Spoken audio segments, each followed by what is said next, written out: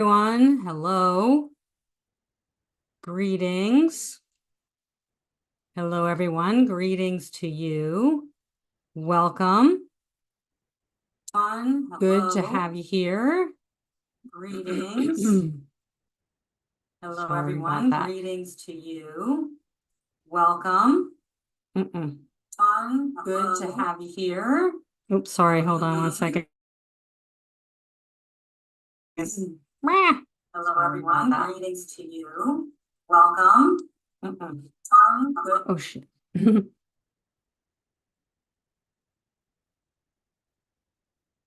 Okay, sorry about that. Sorry about that, folks.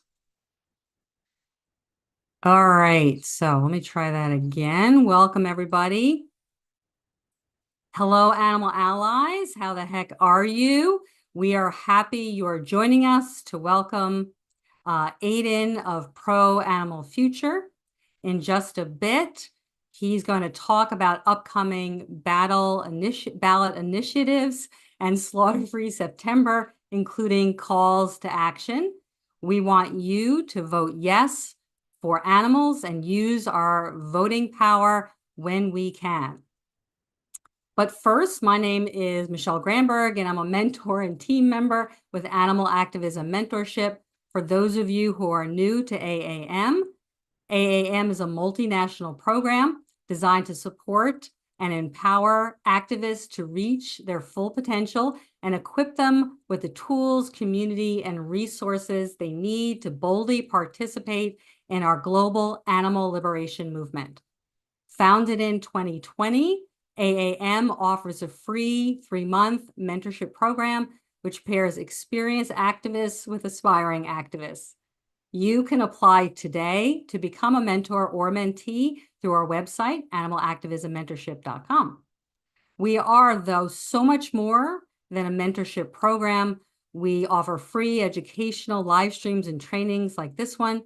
We have a podcast called the Animal Liberation Hour, and we host large-scale in-person events around the country, like our Austin Convergence coming up, 11 Days of Activism, October 11th through the 21st in Texas. And we'll put that link in the chat. All right, good. So now it's my pleasure to introduce Aidan Kankyoku.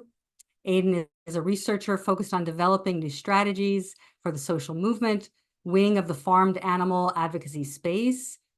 He co-founded Pax Fauna for that purpose in 2021, which led in 2023 to the launch of Pro Animal Future, marrying the mass grassroots energy of the animal rights movement with a sober political strategy. So Aidan, will answer your questions at the end, folks. Okay, Aidan, you can take it from here. I know you have a lot of important events to tell us about and to share about the mission of Pro Animal Future and bring us up to speed. So go ahead. All right, thanks so much, Michelle. Yeah, really excited to be here with y'all tonight. Going to be talking about Pro Animal Future strategy in general, but the specific focus, as you have probably heard if you're attending this, is we're talking about a convergence style gathering that's going to be happening in September, pretty much for the whole month of September in Denver, but you're welcome to come for little bits of it. And we're going to be making a big push to get this pilot campaign of the strategy that I'm going to be talking about, hopefully to pass in November, which is a ban on slaughterhouses in the city of Denver. So if this presentation excites you and you want to get involved in this strategy and you have a weekend free or more than a weekend free to come help out in Denver anytime between August 29th and September 30th, then check out proanimal.org/SFS, and I'll share that link again at the end. But for now, we'll just get in, and and if you're already signed up, I imagine some of the folks on the webinar are already planning to come, and you're here because you want to learn more about kind of what the campaign is and what the background is and why this is happening. So with that said, I'm going to jump right in. I'm really excited about this campaign. I've been in the animal movement since about 2015. I first got involved when I was in university. I got involved with my campus vegan club, which at the time was just 6 people sitting in a basement room of the physics building once a week talking about how messed up the world is and how we didn't know anything we could do about it. Gradually kind of inspired each other to figure something out. And we attended some animal rights conferences. And through that, I met Direct Action Everywhere. And I spent many years organizing the Colorado chapter of DXE. And I really believe in a lot of the work that we did. But I will say that out of all the basically 10 years now that I've been involved in the movement, this campaign is, I think I've never been as excited, and I've never believed as much in the really tangible possibility of this ballot initiative strategy to move the movement forward in a very concrete way. So I really see the next, and I think there's a lot of other movement happening in other corners of the movement towards politics in general. I really see this as like the next key pivot for us. And I'm going to be talking about some of the research that has convinced me that that's true. But an overall theme is just moving our, like the biggest asset that our movement has is so many passionate activists who are willing to put their time and energy in. I've talked to so many people from other movements in the US, and none of them have the level of like committed activist base that the animal movement has. And for us now to sort of take that and direct it into the political process, I think that's where so much of the potential impact for us comes. So I'm going to be focusing on that. And the one really exciting way for us to do that is with citizen initiatives. If you haven't heard of citizen initiatives before, they're also called ballot measures, ballot initiatives, all interchangeable terms. And the process for a citizen initiative, they only exist in about half the states in the country. But basically a few people can get together, write a law, and then go gather signatures from registered voters in that jurisdiction. So if you're writing like a law for a city, you have to get registered voters in that city to sign your petition. If you get enough signatures, you get that measure onto the ballot and on it for a general election. And if 50% plus one people vote for it, your thing becomes law. So it's just this very direct way to pass laws for animals.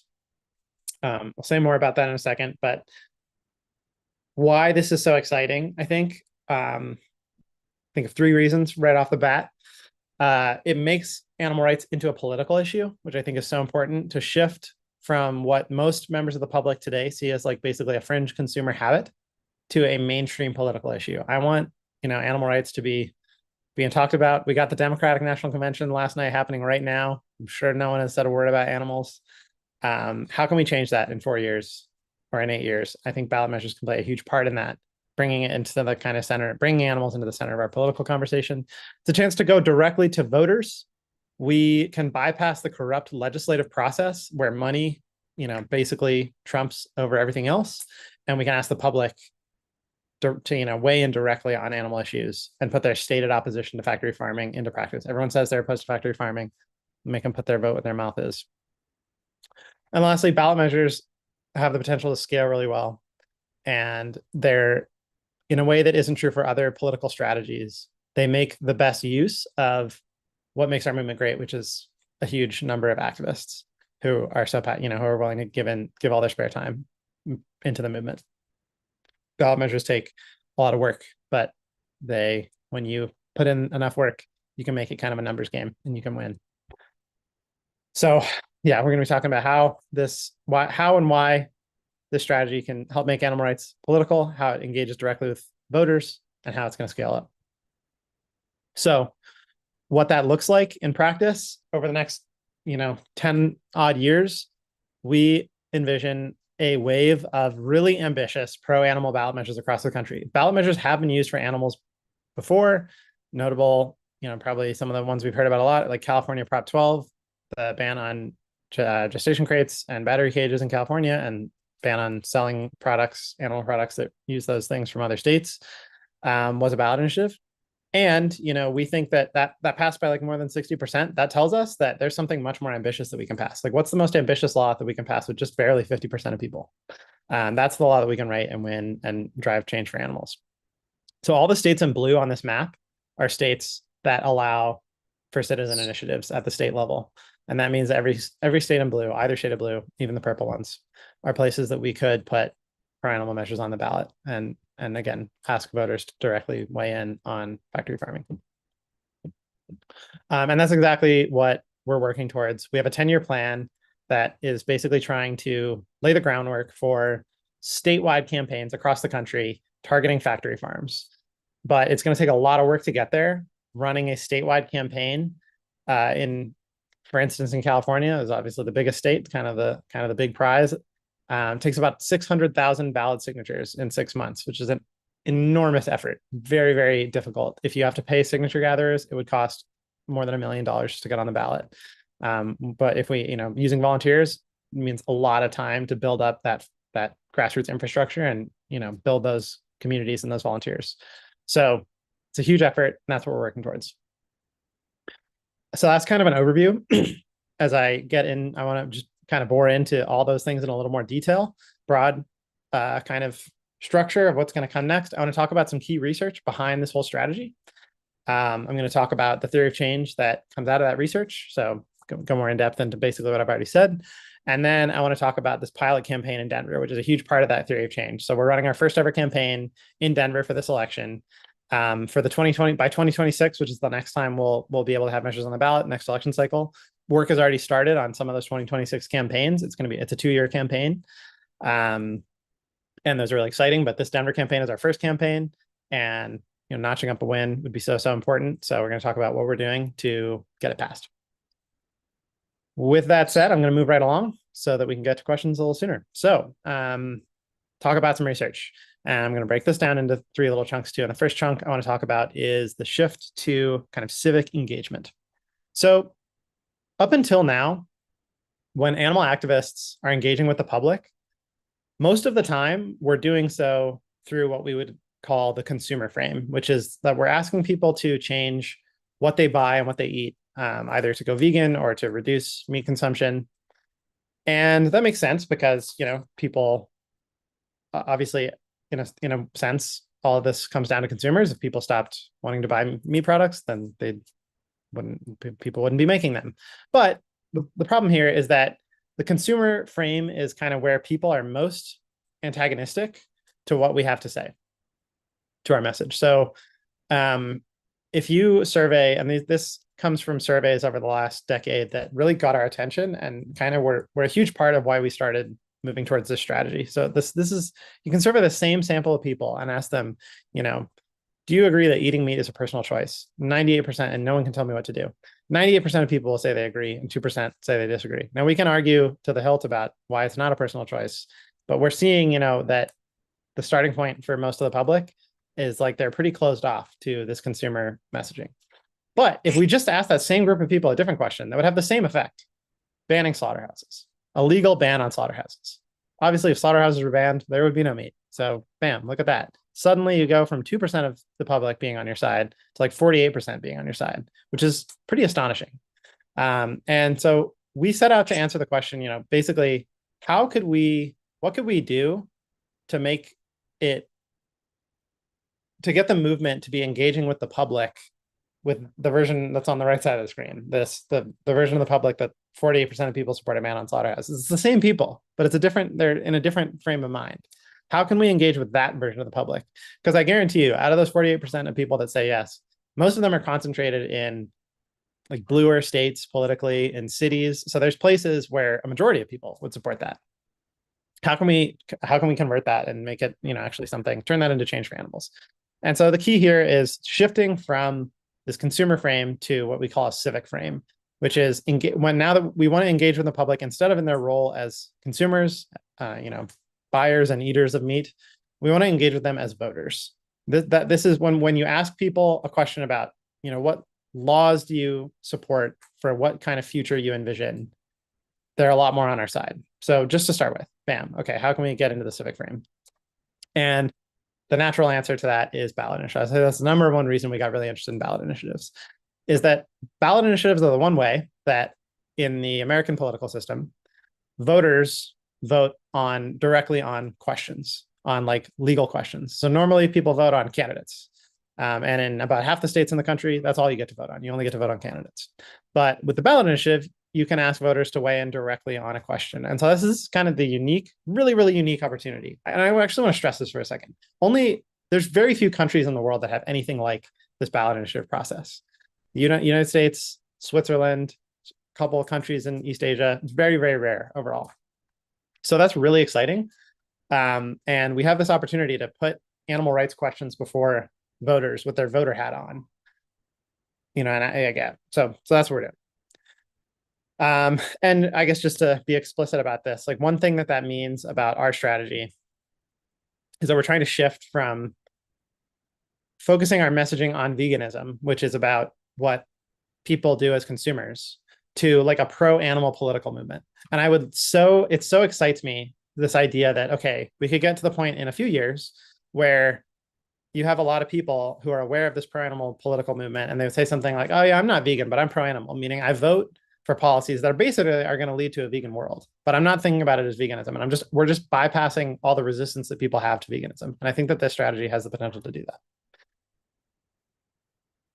Take a breath with me and we'll move on to the second bit of research. What's really exciting, another really exciting thing about ballot initiatives is that we get to go directly to voters. And why does that matter?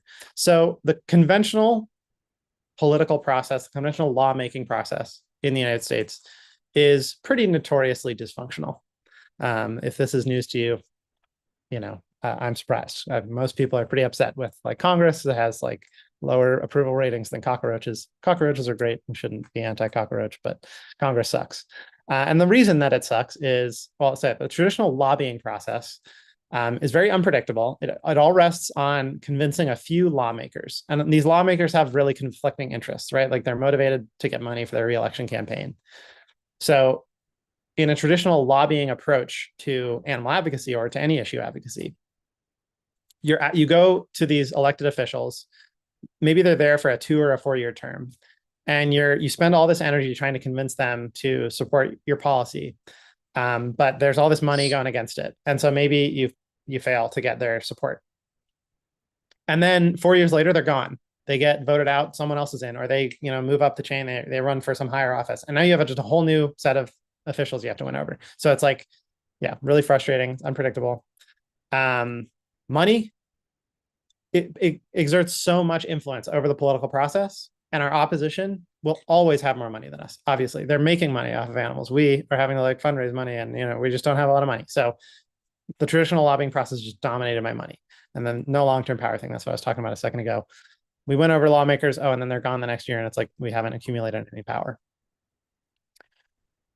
Voters are more willing to disrupt the status quo than their representatives are. So if you're an elected official and you have all these special interest groups with lots of money in your ear all the time, that has a lot of influence on elected officials. But voters don't think about those things very often. And so when a moral question is put in front of them, they're just a lot more receptive to say, hey, yeah, we're doing something wrong. We should consider changing it. A couple examples of this where voters outpace their elected officials. And this was an event that really got my attention, and I think was, this might have been the moment that I really started to think, oh my gosh, we are leaving so much opportunity on the table as a movement by not pursuing ballot measures more. Sorry, I have this parrot consistently blocking my camera. And this was the Florida 2020 election, where in the same race that they voted by 5 points to elect, in Florida, the state went for Donald Trump by about 5 percentage points. The same election, the same electorate, there was a ballot measure on the ballot to increase the minimum wage in the state of Florida to $15. A $15 minimum wage at this point was to the left of most national Democratic elected officials, not to mention the Republican Party or Donald Trump. Like that's a very progressive policy. The same voters who voted for Donald Trump by 5 points voted yes to raise Florida's minimum wage by 20 points. That means that at least millions of voters voted both for Donald Trump and to raise the minimum wage to $15. This is just a fantastic example of where people are more progressive and more change oriented when they are presented directly with ballot questions than when they're voting on candidates. So that's a great thing for us to tap into. So compared to the lobbying process, ballot measures, super cool. Ballot measures are a numbers game. If we can organize and reach out to enough voters, we can win. Like where the lobbying process relies on, the psychology of an individual person, which is much harder to predict. At a large scale, people are easier to predict. And we can say, okay, this is how many people we need to talk to and win over in order to This is how many phone calls we have to make, how many doors we have to knock to win this ballot measure. So it's a numbers game. And that plays into our advantage as a movement. We have activists. Morals over money. Voters are way harder to buy off than elected officials. Elected officials can say, hey, I'm going to give you $500,000 for your reelection campaign if you don't, support that pro-animal policy. Well, that's probably going to be pretty hard for us to overcome. But they can't go out, buy off every voter. And when we put moral questions in front of voters, people are willing to, shake things up a little bit. And on top of all of that, ballot measures allow us, it's a long-term strategy. It helps us build power. Even if we don't win a particular measure, all that energy that we put into talking to voters, doing all this voter outreach, organizing lots of volunteers, leads directly into the next campaign. So our plan with Pro-Animal Future is to build this infrastructure up in each city so that we can just keep running more and more ambitious campaigns and build, use one campaign to build into the next one. And the last little bit of, so we've talked about the kind of consumer to civic shift, talked a little bit about the political dynamics here. And then the last little piece of research that I want to talk about is the importance of concrete wins, like for us as activists, to sustain us and help us keep our momentum up. So, even just over the last 10 years that I've been involved in the movement, there's been so many different strategies, so much different activity happening. And that's just, if you go before I got involved, so many different tactics that have been used, whether we're talking about leafleting and vegan outreach, or on the spicier side, protests, disruptions, civil disobedience. One thing, unfortunately, that most of these tactics share in common is that we often don't really, it's often very difficult to gauge the impact. Like when we hand out leaflets or we do a lot of vegan outreach, we don't know what happens when those people go home. We don't know, maybe it's having a lot of impact, maybe it's not. Either way, we don't really get to see it. And at Pax Fauna, we conducted a study where we interviewed a lot of current and former really highly involved activists and organizers in the animal rights movement. And one of the things that we kind of wanted to understand is what are the main causes of burnout? What leads people to not be able to sustain their activism over time? And there's definitely many factors. Conflict is huge. But one of the biggest things we found, maybe the single biggest, was a sense of not feeling like we're actually making progress. So these are some quotes from this study. First one, for people who are just coming in, they need to feel like they're accomplishing something, and a lot of organizations aren't giving them that right now. Or someone said, it's very exhausting to look back at 4 or 5 years of hard work, lots of weekends, giving up money, time, and effort, and just have to ask yourself, have we helped a single animal? I don't, usually, yeah, I resonate with that. I think about years of work where maybe we made a lot of impact, maybe we didn't, and I don't know. And it's hard, it's really hard to sustain myself without knowing that those efforts are mattering.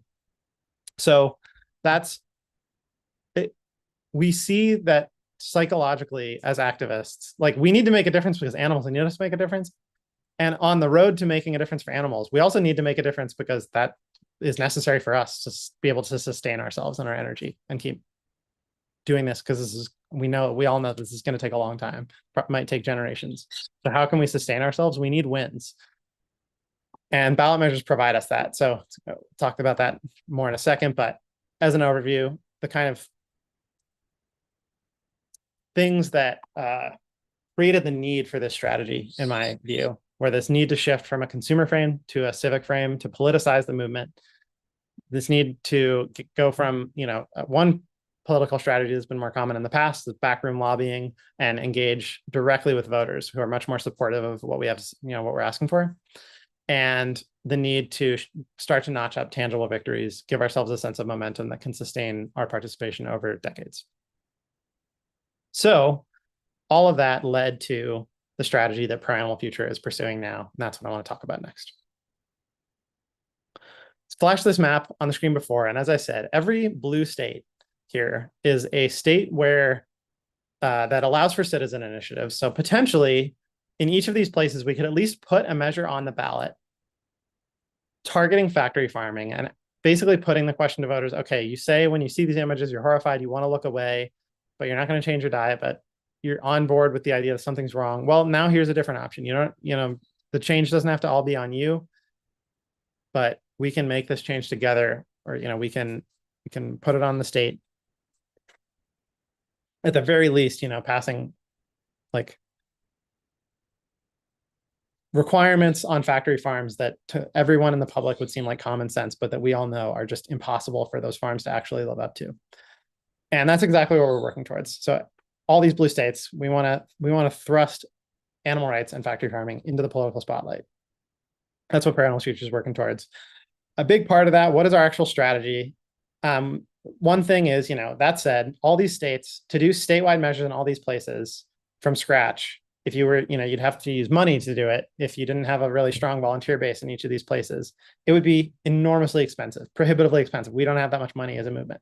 So what we're doing is building what we call a campaign in a box. Like, we want to create a really robust model of how to run effective ballot initiative campaigns. What's everything that needs to go into it?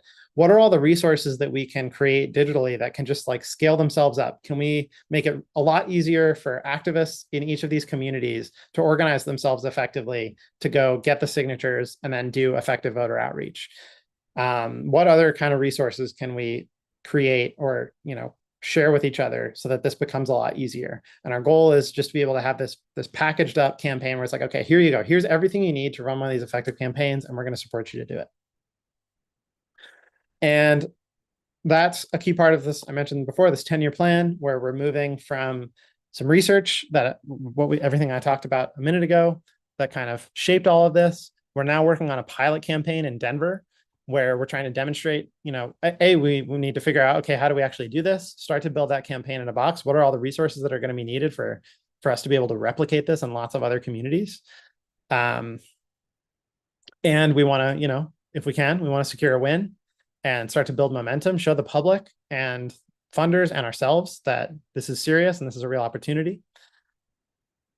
From there, we'll spread to other cities in other states. We'll spread to potentially multiple cities in the first state we're in Colorado. And then the plan is in each subsequent state, we'd start in one city, spread to other cities, so that by, say, 2028 election cycle or 2030, and then every election cycle thereafter, we are placing statewide measures on the ballot targeting factory farming.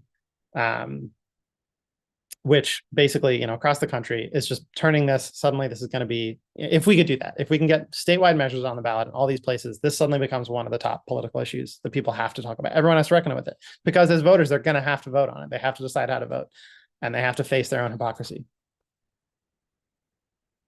Talk about some key principles that are informing kind of how we go about this. So one is what we call power politics, and basically means that real political power is organized voters and volunteers who can mobilize other voters and small donors in our political process. And I won't go too much into this, but basically so many people are so disengaged that a small number of people who are really well organized and really disciplined can make an outsized impact. And that's one way to do that is ballot measures. There are other ways to do that, and we are exploring those things as well. But one part of that is just if we're laser focused on animals and saying, okay, this is what our block is for, and we're making those deals, and we're like, this is the animal rights block. We can just have such an outsized impact. Power through stories is one of our principles. There's so much research that tells us that facts and righteousness, at the end of the day, don't win hearts and minds. We can have a debate with someone in the street, and we can win that debate. We know we have the facts on our side. We know we have talking points to respond to every possible objection, but that doesn't actually win people over. People go home and, they'll say, oh, well, I still do whatever the hell I want. So I can just forget about that conversation. We create change through our ability to connect with people. And that's, again, I think something that's exciting about for folks who do a lot of outreach already. And we're very pro outreach. That's the ballot initiatives involve so much outreach to start with when you're collecting signatures. And then once we've collected signatures, we continue to do outreach, asking people to support the measures. And we find it's such a more collaborative premise to start from, where we have so many conversations with people who definitely eat animals right now, but say, get on board with like, yeah, we could stop as a society, we could stop doing this, and they're willing to take action to support that. And another principle, everyone is crew. We're a movement very much powered by volunteers, very kind of volunteer-based structure. We have a few staff positions that are about managing kind of the admin work. in the campaign, but this is, very much the work is all being done on an activist basis, very grassroots organization. So I'd love to just invite, and I'm gonna continue on to the last section here, but to sort of start to generate some questions and some conversation. Things about this so far that you find really exciting, and questions that are coming up. And we will, I'll zoom through this last section talking about this Denver pilot campaign, but we'll come back to those very shortly. So what is happening right now to advance all of this? We're at that second stage in the 10-year plan, which is the first iteration of this campaign. And we have two measures on the ballot in Denver, Colorado. One of them is a fur ban. And the thinking here was we wanted one measure that was an easier yes. We want to ensure we come out with a win, because we need that for ourselves. We need that momentum, and we want to demonstrate that to the public and to other people that, we're serious. And when we run a campaign, we win. We want to pave the way for a statewide fur ban. So obviously, fur bans, there's so much momentum right now across the country. California as a state has banned fur, lots of other cities. Boulder, Colorado was the first city in Colorado to ban fur in 2021. And we have some animal champions in the state house in Colorado. So we think that if we manage to get a fur ban passed in Denver, it's very likely that that could create the space for just a legislated fur ban at the state level. And then in addition to all of that, we're trying to play into this psychological psychological strategy called a foot in the door, like a sales strategy, basically, for the other measure, which is a ban on slaughterhouses in the city of Denver. Compared to the fur ban, which is kind of the easier yes, this one is much edgier. It's unprecedented. This has never happened in the US through a ballot measure, or really through any other means that a city or a county has banned slaughterhouses for, including even shutting down an existing slaughterhouse, because of animal rights.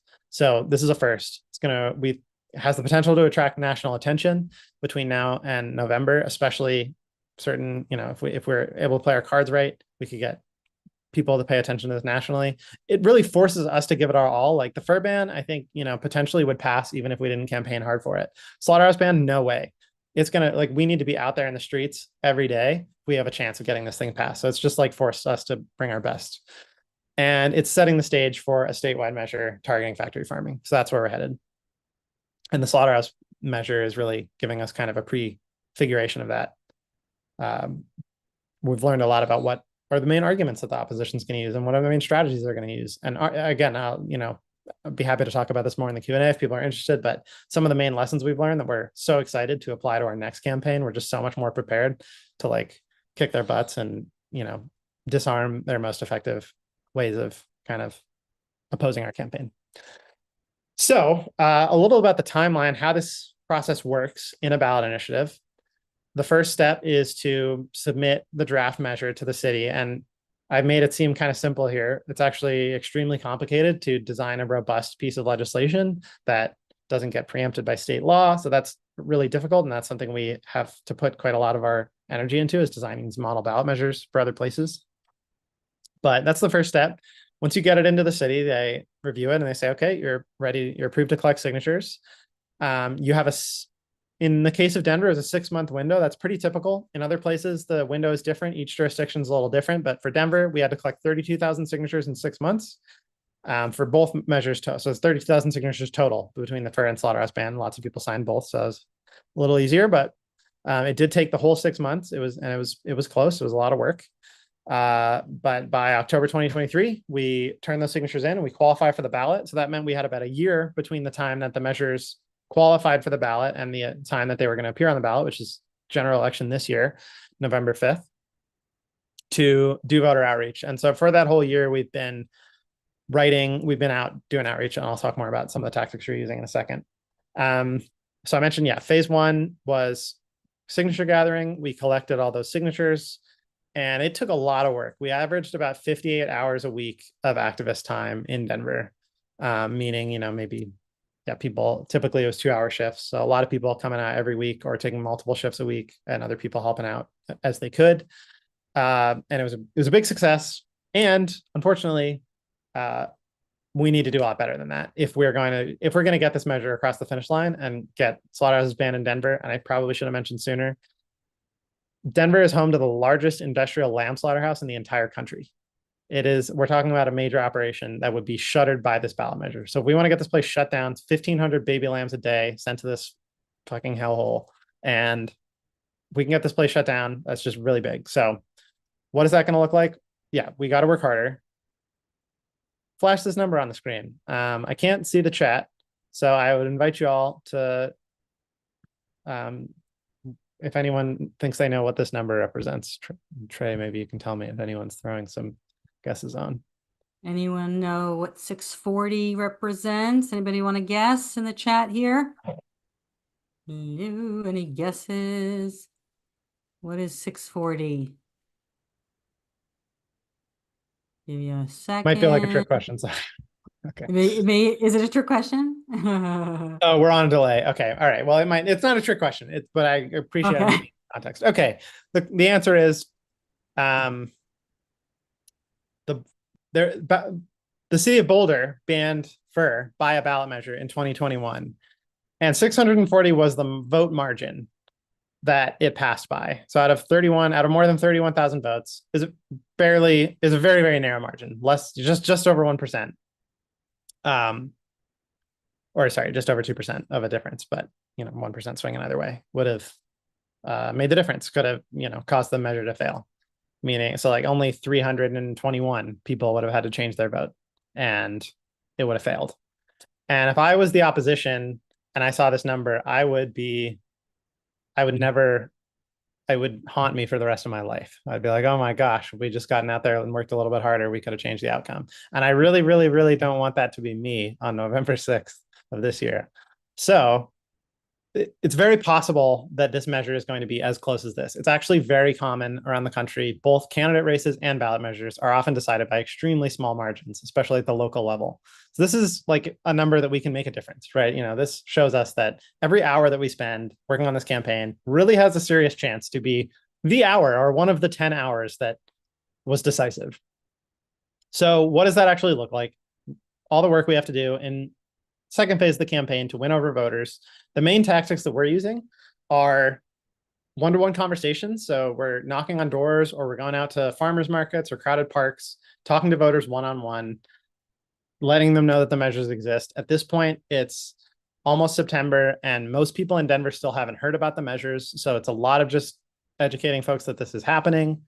And some initial questions come up, and we talk them through that. So canvassing is really important.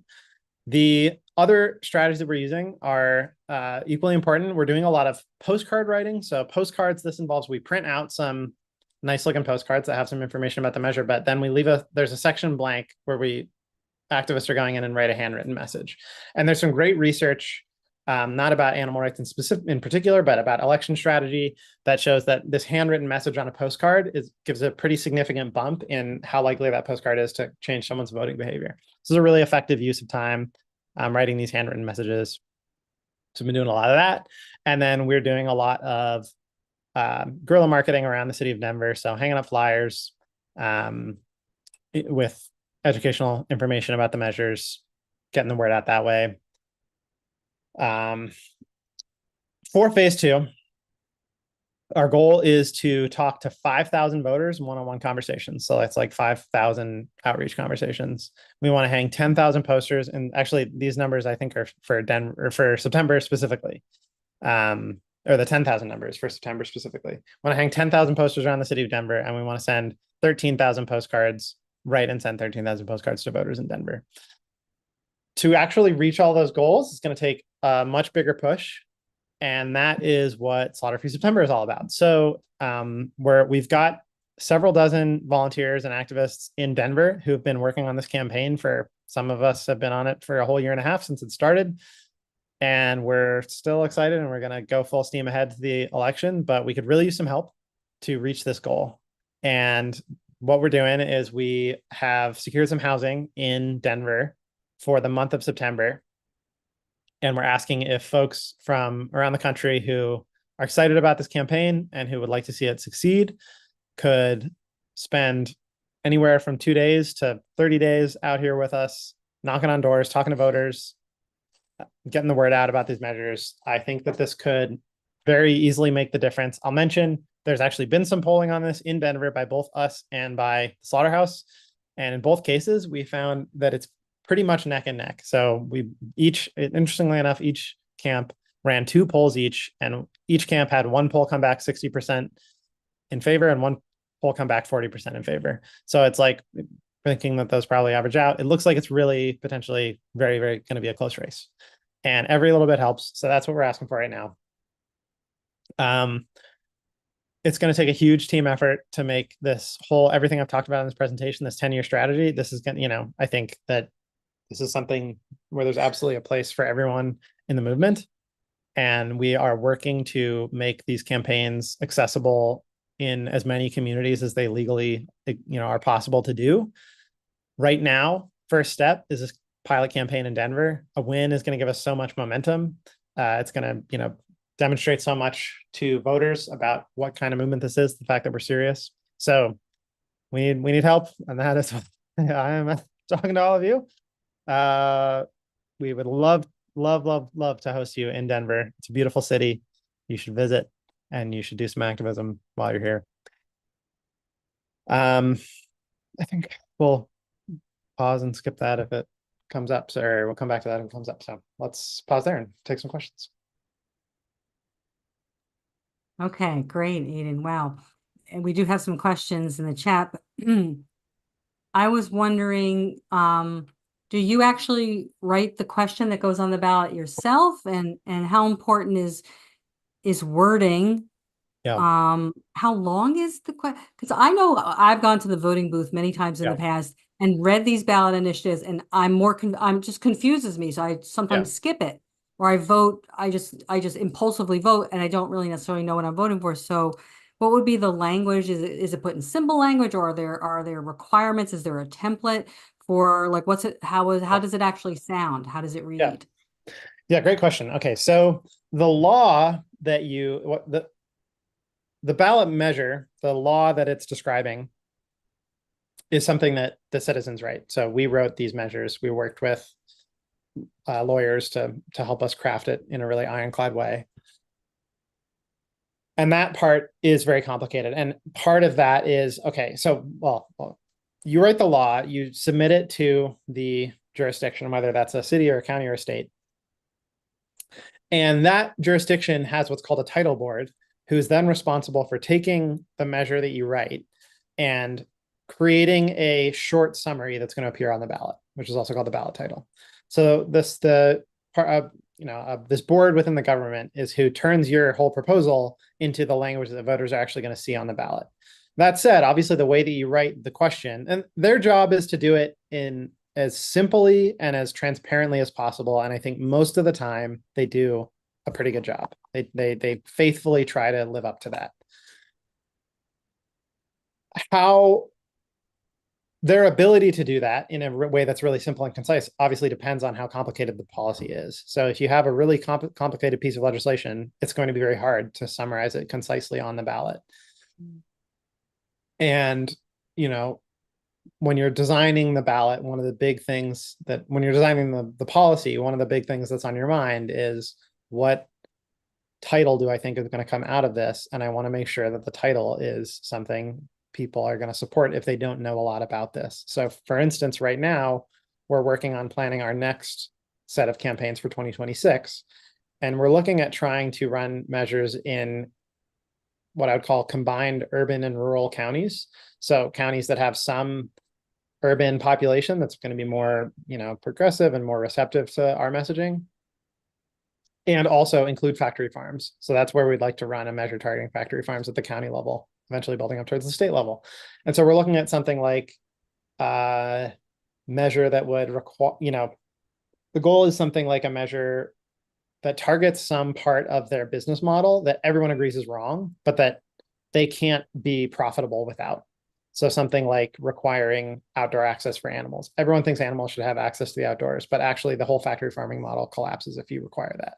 So when we're writing that piece of legislation, we're really mindful about how the title board is going to read that and write a title that's most, how we would like the voters to be thinking about it when election day comes. Does that answer all the questions you just asked? Yeah, Okay, absolutely. awesome. And if you want, I can flash actually, it might be interesting just to share what the actual Oh, yeah. I was title wondering if in you had the that, case of Denver is. Yeah, yeah. So I'll get the the page up. actual question itself. You have it. Yeah. Here's the page on our website about the slaughterhouse ban, and you can see the full legislation text. So here's the title that voters will see on the ballot. Shall voters of the city of county of Denver adopt an ordinance prohibiting slaughterhouses, prohibiting the construction, maintenance, or use of slaughterhouses in the city, and requiring the city to prioritize residents whose employment is affected by the ordinance and workforce training programs. This, I would say, this title worked out really well for us. We Mm. include a short provision. The whole policy is very, very short. So that's something, the shorter we make the policy, the more control we have over what the title is going to be, because the less that there is in it, the less there is for them to, choose what to include in the title. So one thing that we include in the measure is just this reference that there's an existing city program that does workforce retraining into green industry jobs. And we offer a measure that, ensures that workers affected by the closure of the slaughterhouse are going to be prioritized in that program. And that made it into the title. So that's fantastic, because if voters know about that when they're voting on it, I think, they're going to be more willing to support the measure. So this title's looking great for us, feeling really good about it. Yeah, it's pretty straightforward. Yeah, even I can understand it. Yeah, there you go. Yeah, I'm gonna go to the questions, but first I wanted you to, because you mentioned guerrilla marketing as one of your strategies. Just in case anyone doesn't know, isn't familiar with that term, can you say what that is? It's just very highly aggressive. It doesn't necessarily mean aggressive. It just means, outside of traditional marketing channels. So anything like even just chalking is technically a form of guerrilla marketing, as opposed to like paying for billboards or something like that. We fortunately do have a little bit of budget that we are going to be able to pay for some billboards, but much more of our message is going to get out through, the kind of marketing that it depends, instead of on having money, it depends on having lots of people who are able to go out on foot and get the message out. Thank you.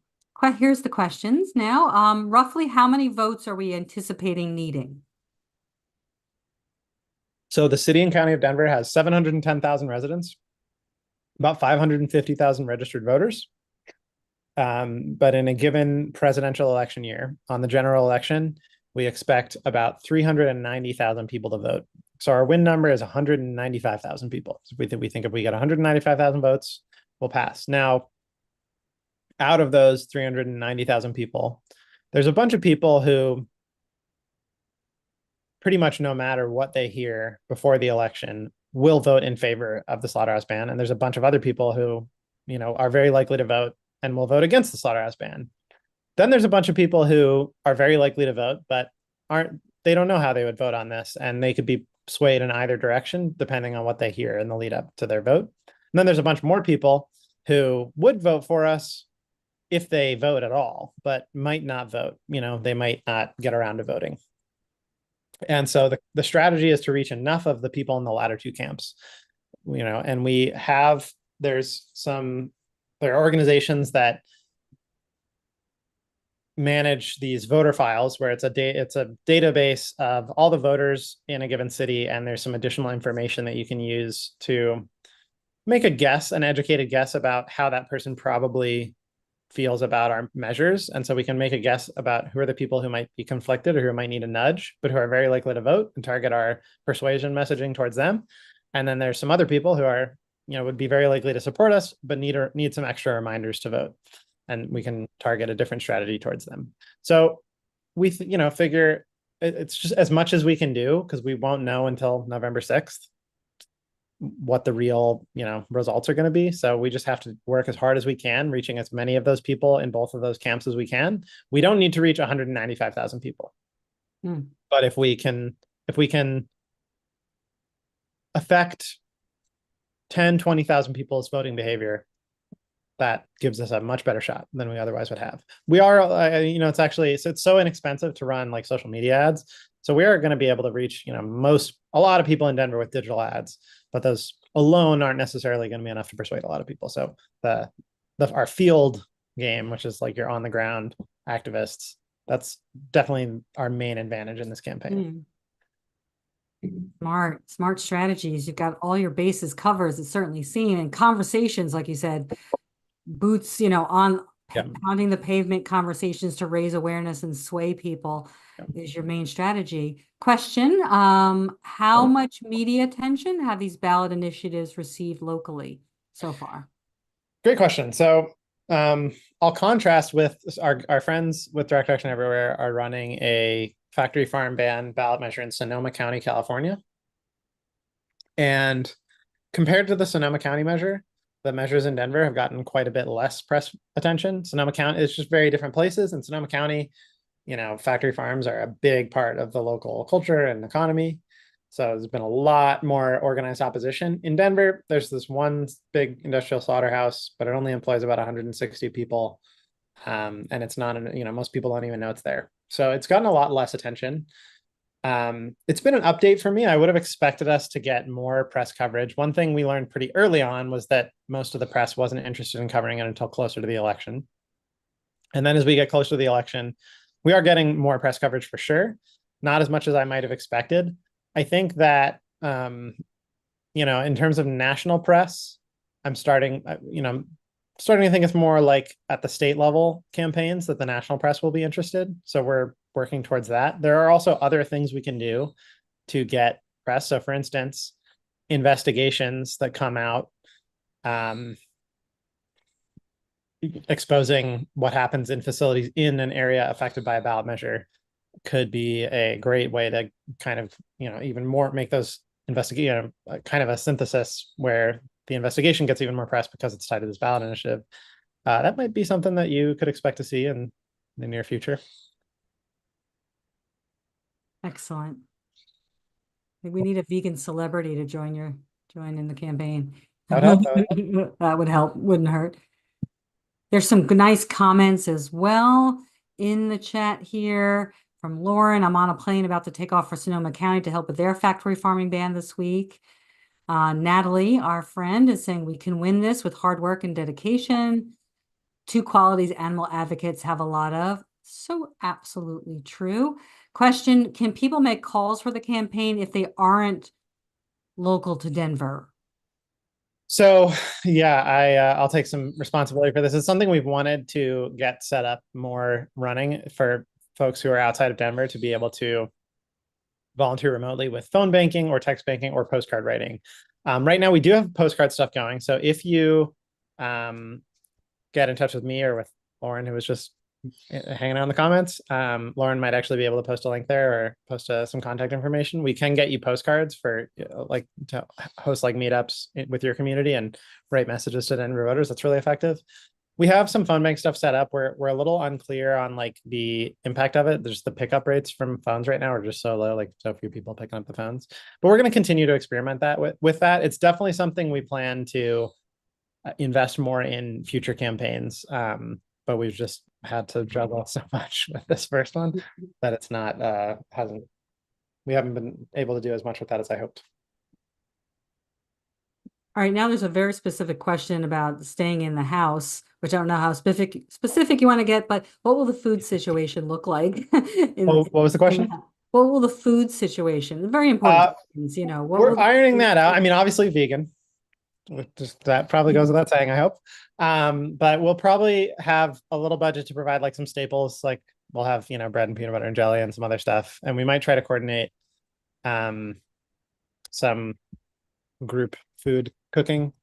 There's going to be some organizers from different communities who are taking more of a leadership role in the house. And we're working some of those details out right now. So if that would be a limitation for you, you can let us know. We don't know. I can't promise anything right now, but do apply. And if we can't manage, we'll let you know. Yes, that it'll work out. Yeah. So do you offer when people get there any training? Do you do any role play or do you give them the best answers? Yeah. And have them kind of look them over and memorize them so that they can answer all the questions and the pushback they might get as they're talking to people, stopping them? Or are people going to have a little clipboard, look all sort of official, I guess?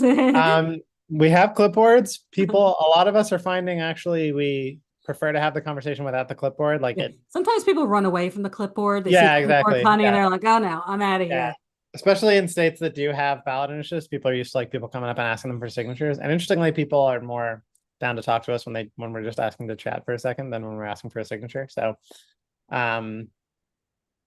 but it might be helpful to have we do have like a field packet with some talking points on it, but everyone will get training. We have a about 2.5 hour voter outreach training that we have created over the course of the campaign, and it's gone through lots of iterations. So we'll be providing that to everyone who comes once you get here to make sure you're ready to get out there. Absolutely. Support, set you up to succeed. And then you can chat about it at night when you get back exhausted to the house, and you can say, what kind of conversations did you have? Well, here's how mine went. Well, nights Question. might be busy too. I hear there's some foie Oh, gras campaigning going on in Denver these days that a lot of people might want to be involved with as well. So now everybody's going to sign up now. yeah, Going there you after go. foie gras. Yeah, absolutely. There in Denver. In Denver, yes. Yep, in Denver. Question from Animal Personhood. For flyering tactic mentioned, are the designs already available? Yeah, I'll if you want to check them out, I will drop a link that Trey can share into chat. I realized also that I typoed the sign up link when I first shared it. You may have caught that, but it's proanimal.org/SFS, like Slaughter Free September. And then there's a link to some flyers that we're using. Very cool. That's going to go in the chat, so folks can copy it from there. For people staying during the week, what will a typical day look like? Are there regular hours that will be out canvassing, etc.? Yes, you have to get up at 5 a.m., be out of the house, and you cannot come back until after midnight. No, I'm That's just... right. Come back when you've talked to 1,000 people. No, so we're the minimum that we asked for is, I think, pretty modest. Almost everyone that I've heard from who's planning to come out wants to do a lot more than the kind of minimum we asked for, which I think was like 1 3-hour shift every other weekday, and every weekend day that you stay in the house. Some of the people who are coming are going to be working remote jobs during the day and then just going out in the evening. Other folks are going to be organizing all kinds of different stuff during the day. I think it's going to be pretty active, but it's, there will basically be as much as you want to do at almost any time. And, you can take it easy and take breaks and do other fun stuff in Denver too while you're here. So Yeah, do self-care. Yeah. Don't get burnt out, take breaks. I mean, if you come for, 2 days, then you can go ham, I would say, but yeah. Right. That's right. It's all good. It's a lot of fun. If folks out there haven't been to this type of event before, these back to back and staying in the house, it's really very energizing and it works. Yeah. Question, is housing still available for those who filled out the form? Will we be informed when there are no more spots remaining? Yeah, we are we still are inviting folks to sign up. We're getting close to the house being at capacity. We do also have other activists in the community who might have spare rooms and stuff. So if you apply, the sooner you apply, the sooner we can let you know whether or not we have availability for the window of time that you apply for. Earlier in the so it's August 29th to September 30th. I can say that the first 2 weeks of that right now are a little more open in terms of there's more space in the house. There's a lot more people who've signed up for the second part of the month. There's several people who are planning to stay the whole time. So, but yeah, we do still have openings. So yeah, just as soon as you can fill it out, that's the sooner we'll be able to let you know.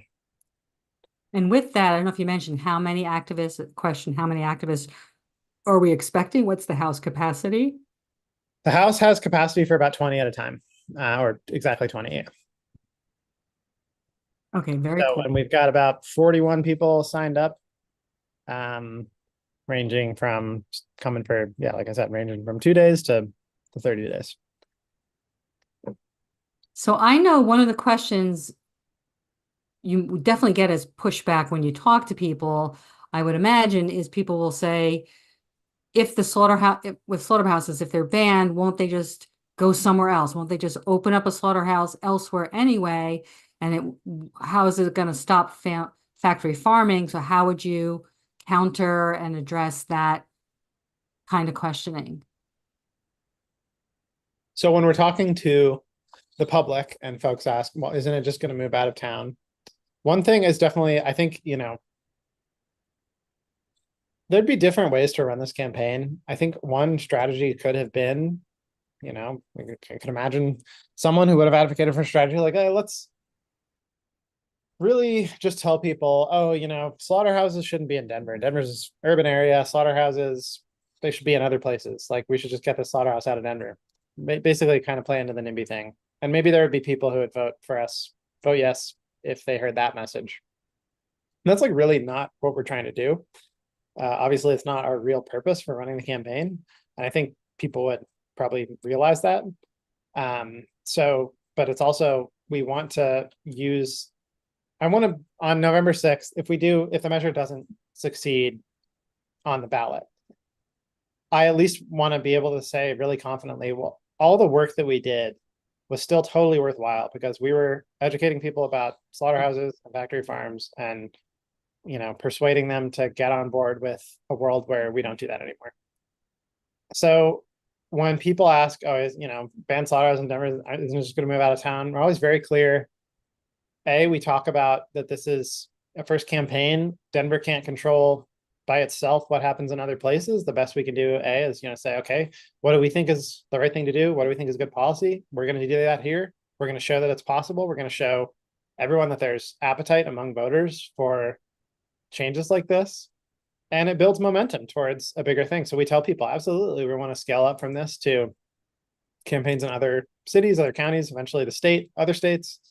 This is about really starting the conversation and building momentum, and people respond really well to that. And I think another thing we can often say is like, obviously our vision, and we're very clear about this as Pro Animal Future, we think that the best destination is a world where animals are not raised and killed for food or for any other reason. And we think that technology more than makes that possible, and that shifting cultural norms are making that, a possible future that we, if we work hard, we can make that happen. Other people aren't on board with that future yet. And even if they think that, okay, the ideal future would be a very different way of farming animals, smaller scale, independent family farms. I mean, we know the problems with that, but we also know that a lot of people don't know those problems. And that's the vision that they would have. We're not going to have a chance to talk to all 390,000 people in Denver. We can make it very clear though, that whether you're on board with our vision or you're not, but you're on board with this idea, of smaller form of agriculture, this measure is a step in that direction for both of us. And then once we get there, we're going to take the next step. We're going to be fighting for the next step. But right now, this is something a lot of people can agree on. And so when we use that kind of messaging, it's been really effective. Yeah, I like that. Great. That's a great answer. Natalie adds to that, slaughterhouses are incredibly expensive to build, and the company is highly unlikely to rebuild elsewhere. And yeah, regardless of the result, that would be the measurable way of knowing whether this worked, but the immeasurable way is immeasurable. The difference that you make that you can't measure. This is groundbreaking, first time out of the gate for the most part. It definitely is dropping seeds. It's more than that. And so, and it's bringing it to public awareness, and it's adding to accelerating the gradual transition that we hope will be, at the abolition of this. Yeah, and what this campaign has, that a lot of other forms of outreach don't have is like, we get a lot of the outreach benefits and we have a chance of changing the law too. So it's like, worst case scenario, we don't change the law. We did a ton of great outreach, educating the public. So yeah, and that's that's a question. What you were just saying, if this passes the initiative, does it guarantee it goes into law, or is there concern about an appeal process? So the only pathway to reverse the measure would be through the city council. Unfortunately, it is true that the city council, basically it's a statutory initiative. So you're passing an amendment to the Denver city code. It's the same type of amendment that the city council could pass. They, when they change a law. And that means that there's nothing sacrosanct about a ballot initiative. Different jurisdictions treat this differently. So I'm just answering for Denver. In some jurisdictions, ballot initiatives are sacrosanct, and there are significant limitations on the ability of the elected lawmakers to tinker with them. In Denver, there are very few. So it's technically legally possible that the city council would reverse the measure, or more likely, just grandfather in Superior Farms. So they would frame that as a compromise. They'd be like, oh, we're leaving the measure intact. We're just grandfathering in the one facility that it was actually going to affect. The slaughterhouse company, Superior Farms, is broadcasting pretty loudly that they plan to, lobby for that. And there are some Denver City Council members who would probably be with them on that. So we expect that there will be a fight after the election if we are successful in getting it passed, to get the city council to respect the will of the voters on this. There are other city councilors who definitely won't be on board with that. And I think, of course, the optics would be so bad. It would be so obviously going against the will of the voters. And there's going to be a lot of money and a lot of pressure. So that's going to be the campaign after the campaign. It's going to be to make sure city council doesn't step in. And we're going to, also at the same time want to be moving on to our next set of ballot initiatives. So it's going to be a busy time, but hopefully the best thing we can do to decrease the chance that happens is get this to pass by as wide a margin as possible. Because if it's a very, very narrow win, they might be able to justify that. But if it's a solid margin, it's going to be impossible for them to justify that kind of tinkering. All right, that's the goal line. That's exciting. Any powerful conversations you've had with voters you'd like to share? That's a nice question. Had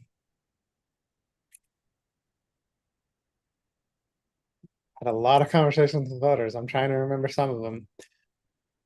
I think one of the things that comes to mind is how often I catch myself just profiling people a little bit, particularly I think around age.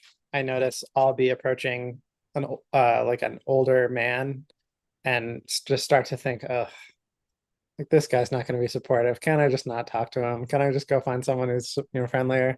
And then I am like, and I start talking to him, and he's like, so we walk up and we say, hey, you're a voter in Denver. And if they say yes, oh, great. My name's Aidan. I'm volunteering with a couple of ballot initiatives in Denver this November. So Denver voters are going to have a chance to move away from some of the worst forms of animal cruelty in the city by voting to ban fur sales in Denver and by voting to phase out industrial slaughterhouses in the city. Have you heard about either of those? And they'll say, oh, usually they'll say no. And I'll say, great. So initial temperature check, on a scale from 0 to 10, how likely do you think you are to vote in favor of those? And I'm often surprised that people who I was bracing for are like, oh, totally in favor. And they'll talk about their relationship with their dog, or they'll talk about, maybe a lot of times I've heard one of their kids is vegetarian and they've learned, they've had their eyes open to it by that. I remember one really old group of 3 people that I went up to, and I was just again bracing myself, and the man in the group was just effusive. He was like, oh, I know where that slaughterhouse is. It's right by this bike path in Denver. And so some people have seen it and they've seen the holding pens. And he just said, oh, every time I go by, it breaks my heart. I'm absolutely supportive. And, oh, great. So anyway, that's, I think one of my favorite things is when I get surprised. That's a great lesson. Great reminder, really, for all of us. I mean, we can't help our expectations, that we have, the way we associate people by how they look or whatever it is. But have the conversation anyway, because you absolutely might absolutely be surprised. So that's really good. So, I can't imagine what the pushback for a fur ban would be. Maybe somebody in the chat we can challenge Aidan with what pushback, because it's. Well, I can tell you what the opposition is mainly saying. So the fur ban opposition, first of all, it's a lot smaller. The slaughterhouse ban, we expect them to spend more than $1 million opposing us. They've already raised and spent close to $700,000. The fur ban, they've only raised and spent about $50,000 so far. But the opposition is being run by what's called the National Western Stock Show, which is this huge, it's might be the biggest like rodeo stock show convention in the country. And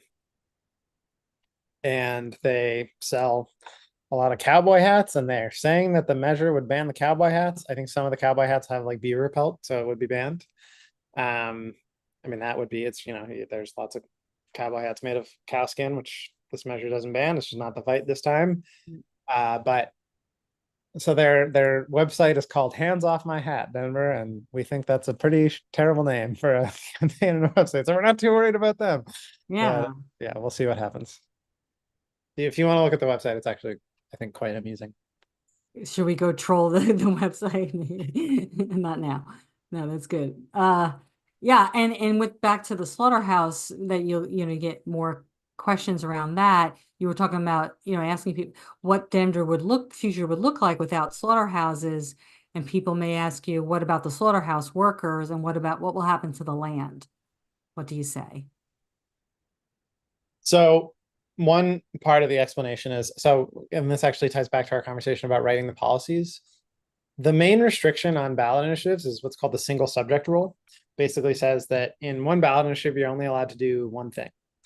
And that's a slight oversimplification, because sometimes, doing one thing requires doing a few things. Like you have to do. So in our case, it bans slaughterhouses and it prioritizes affected workers. That's like, under this jurisprudence, that would be considered one subject. So the measure is safe. But we felt that it was going to be too much to try to include anything in the measure specifying what should happen to the land.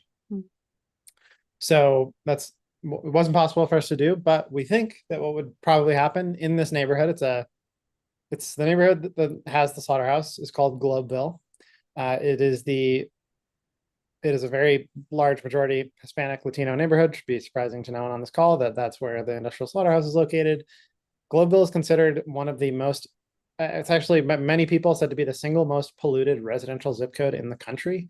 It's right at the junction of two major interstate highways. So it's all this car exhaust. There's an oil refinery right to the north of it. There's a Purina dog food plant right to the south of it. And then right at the center of it is this industrial slaughterhouse that's been ignoring the Clean Water Act for many, many years. So there's a big environmental justice and sort of environmental racism angle to the measure to begin with. And that's something, we'll be training folks to talk about when you get to Denver. But in terms of what will happen with the land, there's a lot of demand for housing, and especially affordable housing in that community. And there's organizations that have been working with the city to secure funding for affordable housing development. So that's one thing we hope could happen, or almost anything would be an improvement, is what we say. But Question, has anyone had conversations right outside of the slaughterhouse with voters since it's on a bike path? So we've had vigils that happen at this facility for a long time. A bike path is actually not the best place to try to start. Like, people are usually like actually moving pretty fast. And there's not a ton of foot traffic on that part of the bike path because it's kind of close to the north end of Denver. So by there, people are like biking recreationally rather than commuting. We've done some canvassing in the neighborhood. We might try to do more of that in September, especially if anyone who's visiting who speaks Spanish pretty confidently. Definitely that's like a huge asset for coming out and helping out with the campaign, would be to be able to do some Spanish language canvassing in the immediate neighborhood of the slaughterhouse. Yeah. Okay.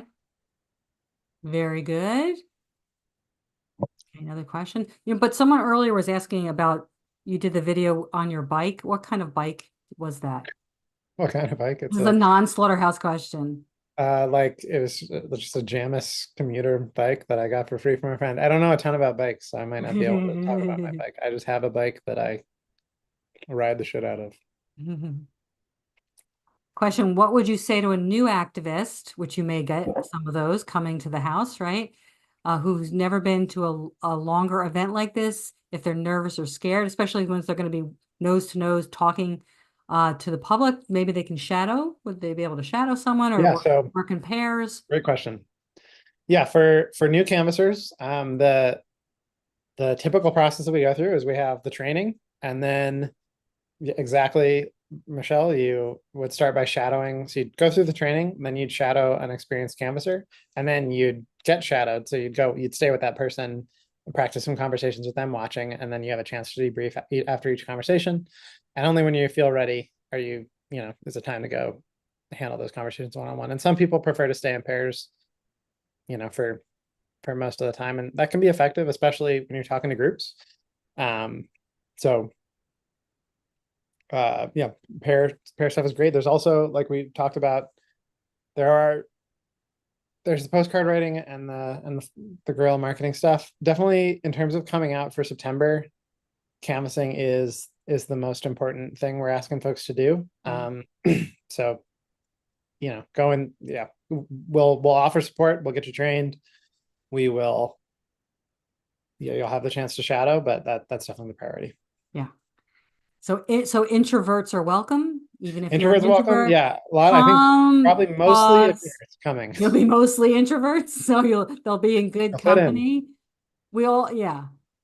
You know what? You'll start to love it. Even if you're an introvert, once you start talking to people, it gets you all jazzed up. It's so rewarding. It's a great way to come out of your shell a little bit. And it's really, there's nothing to lose. So what if you fumble through the conversation? Big deal. Nothing ventured, nothing gained, and that's the way to learn. That's the way we learn and grow, trial and error. Just keep improving upon your skills to talk with the public.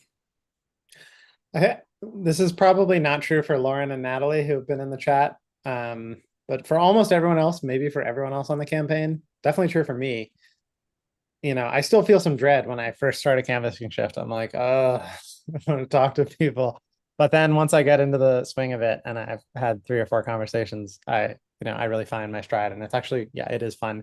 And I think if you've never done anything like this before, it is such an awesome growth experience to force yourself. Like, I've just developed so much more social confidence through doing exactly this kind of thing that I never would have had otherwise. It's helped my life really in meaningful ways.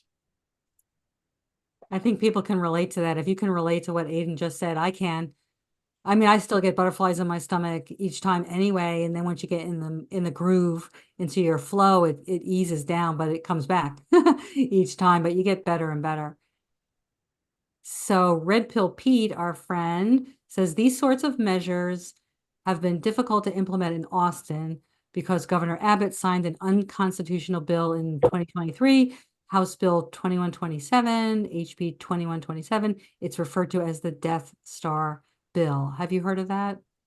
I have heard of it. I was talking to some folks in Austin about designing measures, and we stumbled upon this bill, which is a problem in other places too. Actually, in Oregon, we're running into a similar problem. Not nearly as red as Texas, but so it's not only Texas. Any place where there's a state law that says that you can't restrict agricultural practices on the local level more strictly than is done so at the state level. It's true. You can't, that kind of neuters the ability to use this strategy at the local level. Now, it still is available at the state level. Unfortunately, in the case of Texas, Texas is a state that doesn't allow for statewide ballot initiatives. It probably wouldn't pass in Texas anyway, because it's Texas. So that's very, that laws like that at the state level are very damaging to our movement. Maybe that's not the right word. It limits our options. It takes a lot of strategies off the table in those communities. There's other options that are on the table, and I think, maybe more importantly, or at least as importantly, there's other communities where those restrictions don't exist. So we can build a lot of momentum in places that have more friendly voters and don't have these what's called state preemptions. And by the time we're ready for Texas, it's going to be a different world. Excellent. Are there any other calls to action that you didn't mention, even in terms of just sharing? If people just want to share this, what's the best way for them to do that? If you have specific activist friends that you think might be interested, please share the link with them. That's outstanding. Sure, we have probably posted something on our Instagram. Natalie would know for sure if we have, about Slaughter Free September. You could share from there. I know we have a graphic I can drop in for folks to share around if you want. Definitely, sharing the invite for September, sharing, inviting people to donate to the campaign, all of that super helpful. If you're not in Denver and you're not coming for September, we were just talking before the stream started about why I'm still really excited for folks in the movement to be aware of this. Obviously, I've made it clear how much we're trying to expand this strategy over the coming years. If you live in one of the states that was blue on that map, it's very likely that in the next few years, we're going to be trying to start a campaign in your state and potentially close to you. So that's something to look out for. You can go to, you can sign up to our newsletter on proanimal.org, and you'll definitely hear about those campaigns as they come out. And if you are just plugged into the AAM world, you'll definitely be hearing about them that way as well. Yeah, great. We're really happy to support this and to be aligned with you with Pro Animal Future. We really are our friends there. Any final questions? Also, I don't see any final questions unless I'll give it a second, but I guess Aidan, we'll wrap up in a moment here. And Aidan, do you have any final words or what gives you hope? Well, I'll mention just off pointing out, our long storied relationship with AAM. Last September, we had an AAM group who came out and did the same thing in Colorado for almost a month, and were really instrumental in getting these measures on the ballot, collecting signatures. So really excited to have some AAM folks and other folks out again this September and finish the job. What gives me hope?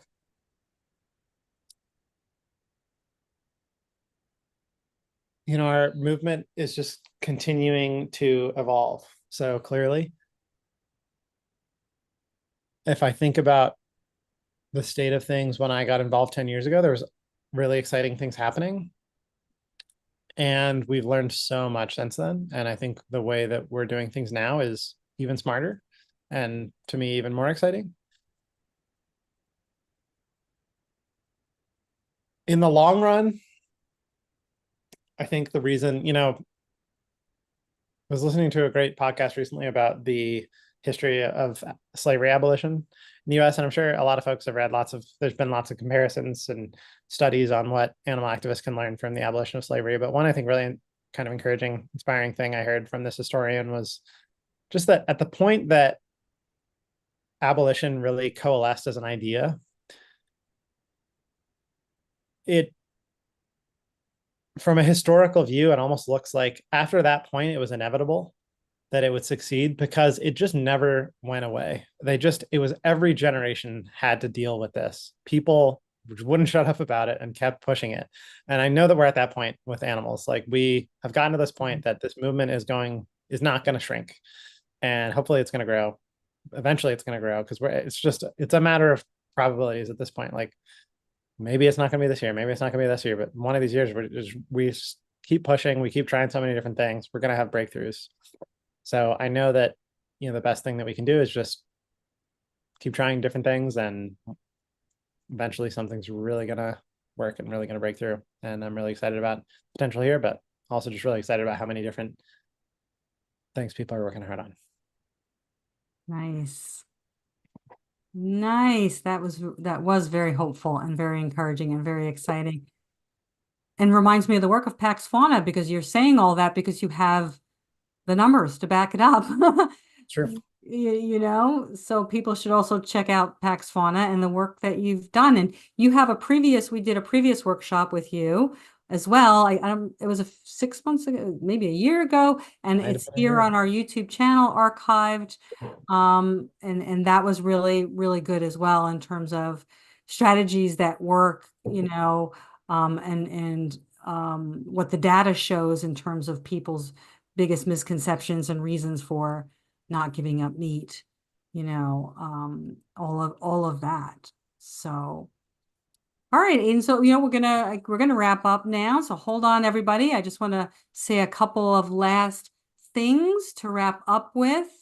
And please check out all the links that are in the chat.